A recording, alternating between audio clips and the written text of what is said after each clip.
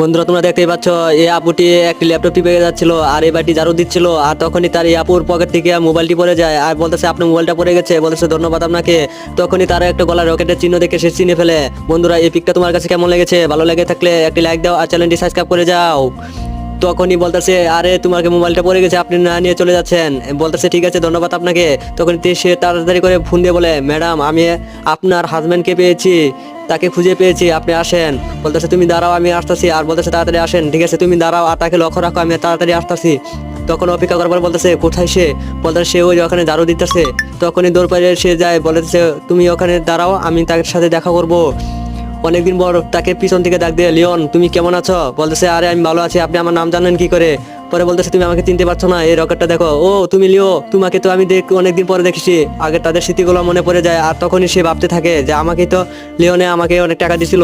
বন্ধুরা তোমরা দেখতেই পাচ্ছ এই আপুটি